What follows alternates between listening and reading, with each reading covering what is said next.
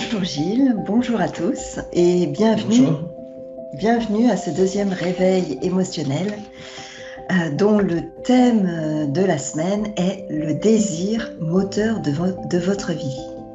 Alors Gilles, j'ai envie de te poser une première question qui est: en quoi le désir est-il moteur de notre vie ? Alors, le désir, c'est le moteur de notre vie, de ma vie, de ta vie, parce que c'est l'énergie la plus puissante que nous pouvons utiliser. C'est l'énergie qui nous amène à choisir qui nous sommes, à choisir nos valeurs, à choisir où nous avons envie d'aller. Et cette énergie, on peut en être conscient, on peut l'utiliser ou pas.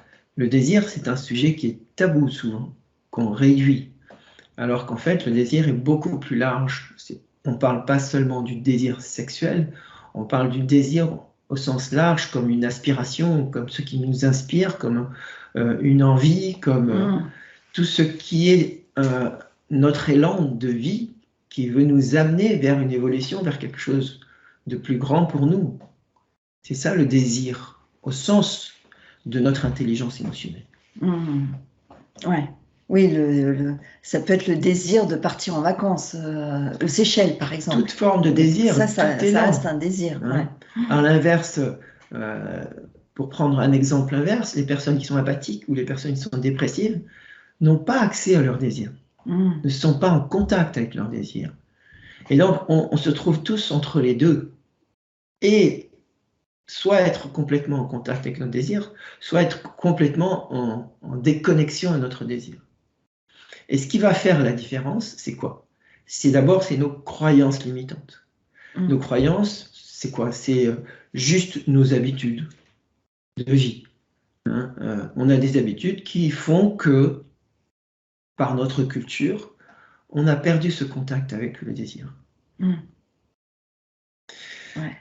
Le deuxième élément qui nous empêche de nous connecter avec notre désir, c'est la culpabilité, c'est la peur, c'est la tristesse, la colère. C'est toutes ces émotions qui ne sont pas libérées, qui sont stockées dans notre corps et qui font écran à notre désir, qui font écran au plaisir qu'on a dans la vie, qui font écran à l'amour qu'on peut ressentir pour soi ou pour l'autre.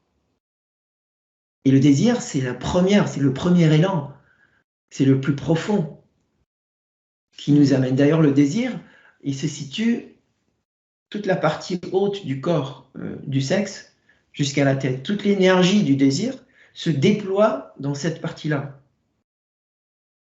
Et donc, si je suis conscient, corporellement conscient de mon désir, alors je peux ne pas tomber dans la dépendance à mon désir, qui est une forme de dépendance, et d'un autre côté, ne pas tomber dans la rupture de ma relation avec le désir. Ni couper, ni exagérer. Et entre les deux, c'est moi qui décide et qui vis mon désir. À vivre, mon désir, c'est ça. C'est être en équilibre entre les deux, ne pas être dans un extrême. Mais alors du coup, je me demandais, si je désire quelque chose, une fois que je l'ai obtenu, qu'est-ce qui se passe ? Si tu désires quelque chose et que tu l'as obtenu, tu vas désirer quelque chose de plus. Alors, si c'est des choses matérielles, évidemment, ce désir, il va, ou pas d'ailleurs. Moi, j'aime bien conduire, par exemple. Donc, mon désir, c'est d'avoir l'occasion de conduire une voiture. Et bien, ce plaisir, il est toujours là. Donc, j'ai toujours ce désir, des sensations corporelles. Il ne s'arrête pas. D'accord. Et je suis conscient de ça, et donc je vais répondre à mon désir. J'ai envie de faire ça, je vais le faire. Mais je ne vais pas être dépendant de ça. Je ne vais pas faire des conneries, des erreurs pour conduire une voiture. Et c'est pareil pour la sexualité. Quand on parle de désir sexuel, est-ce que je suis au centre de mon désir ou est-ce que je suis dépendant de mon désir sexuel ?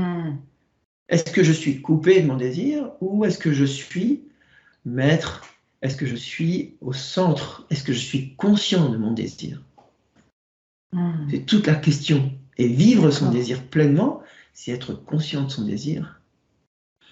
Pas être dans le contrôle de son désir, mais dans la maîtrise de son désir. C'est-à-dire dans l'autorisation à dialoguer avec mon désir.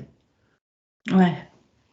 Ouais, conscient de son désir, c'est-à-dire le vivre en fait. Le vivre, le ressentir et l'apprécier. C'est ça. Le vivre et pas le survivre. Ouais. Je suis pas en survie dans mon désir. C'est-à-dire, je ne suis pas en dépendance, je ne suis pas en rupture de contact avec mon désir. Qu'est-ce que je veux? Si tu me poses la question de ce que je veux, je sais te répondre ce que je veux. Pour partir le week-end, pour aller en voyage quelque part, pour m'acheter des vêtements qui me plaisent, pour choisir une voiture qui me plaît, pour avoir un partenaire qui me plaît. Je sais ce que je veux. Moi, je ne sais pas toujours. Hein. Et oui, mais c'est ça la difficulté, c'est que parfois on est déconnecté de notre désir. Et ce qui fait que nous sommes déconnectés, c'est la peur, la colère, la tristesse, qui sont enregistrés dans notre corps et qui font écran à notre désir. Et du coup, qu'est-ce que je peux faire pour me connecter à mon désir et écarter cette peur, cette colère ou cette tristesse, tu vois? Alors, il s'agit plus d'accepter ma peur que de l'écarter. D'accord.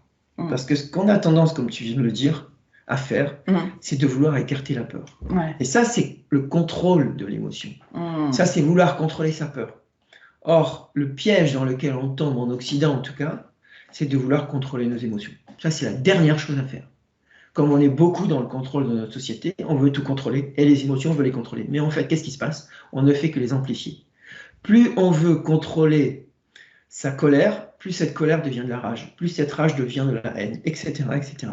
Donc c'est important d'accueillir nos émotions, la peur, la colère, la tristesse et les traumatismes qui sont associés. Si nous avons cette fluidité émotionnelle qui nous permet de vivre nos émotions, comme l'expérience dont je t'ai parlé déjà de Twin Tower, où les gens, après leur traumatisme, ont eu l'opportunité de parler avec leur famille de ce qu'ils ont vécu, et du coup, ils se sont libérés des traumas. Il y a eu très peu de traumatisme, contrairement à ce qui aurait pu être, parce que c'était relativement grave. Et c'est ça que les psychologues ont constaté. Donc, qu'est-ce qu'on peut faire? C'est se confronter à sa peur, la voir en face, dialoguer avec elle, se confronter avec ses émotions. Mais pas que les émotions négatives, mais aussi les émotions agréables. Alors, j'ai dit négatives parce que c'est le langage qu'on utilise. Mais en fait, aucune émotion n'est négative. Une émotion, elle est désagréable ou agréable. Mais c'est de l'information, hein, comme je le disais la dernière fois, c'est des informations que le corps nous donne. C'est une opportunité, l'émotion. C'est un cadeau, même la peur. Qui n'est pas toujours agréable, comme tu le dis, mais c'est une information. Exactement. D'accord. Il y a ça, et puis il y a aussi la peur de notre lumière. On a peur de notre lumière, on a peur de nos talents, on a peur de notre génie. Pourquoi a-t-on plus peur de notre lumière que de notre ombre? C'est quand même curieux. Ça, c'est une vraie question qu'on peut se poser en Occident. Est-ce qu'il y aurait de la culpabilité derrière tout ça? La peur de quoi? Donc, c'est des questions qui sont vraiment pas seulement individuelles, mais aussi collectives.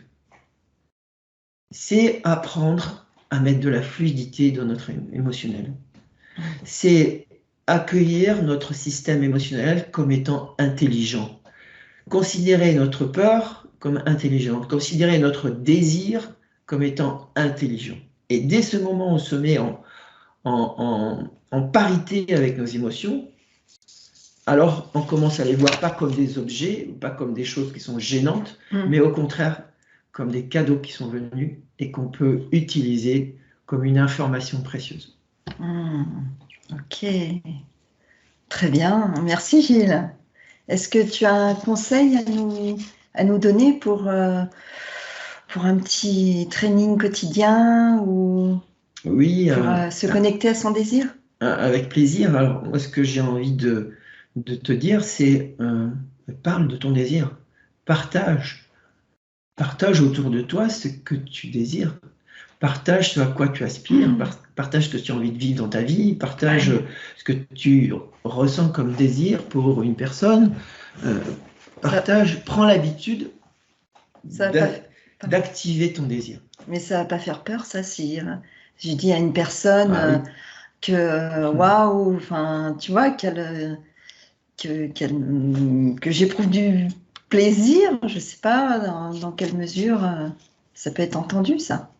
Il y a le plaisir et il y a le désir, mais je peux éprouver du désir pour une personne sans forcément le mettre en action. Je veux dire, c'est juste, ok, je ressens du désir pour toi. Point. Il n'y a pas besoin d'aller plus loin. C'est possible, comme c'est possible d'exprimer juste que voilà, il y a du désir. J'ai le désir de m'acheter telle voiture. Ok, c'est mon désir. Ça ne veut pas dire que je vais acheter cette voiture parce qu'elle n'est pas dans mes moyens. C'est prendre l'habitude d'exprimer le désir, pas comme étant quelque chose qui est engageant, comme quelque chose, il faut que j'y arrive. Non, j'ai du désir. C'est juste, c'est présent là, maintenant, quoi. Exactement. D'accord. Exactement, tout simplement. Très bien. Ok, bon, ça sera mon petit exercice de la semaine. Merci, Gilles. Avec plaisir. Alors, la semaine prochaine, on se retrouve pour un troisième réveil dont le thème est l'intelligence de l'expérience. Alors, là, oui, j'ai envie de dire combien c'est important l'expérience et combien l'expérience nous apporte de l'intelligence, alors que nous, occidentaux, on a tendance à mettre de la valeur sur le savoir. Et le savoir, ça ne nous fait pas grandir. Ça nous donne juste des informations, même pas des connaissances, des informations.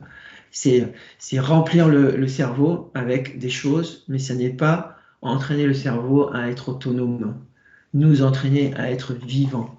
Et ça, il n'y a que l'expérience pour ça. Ok, vivement la semaine prochaine alors. Merci Gilles. Merci. Au revoir.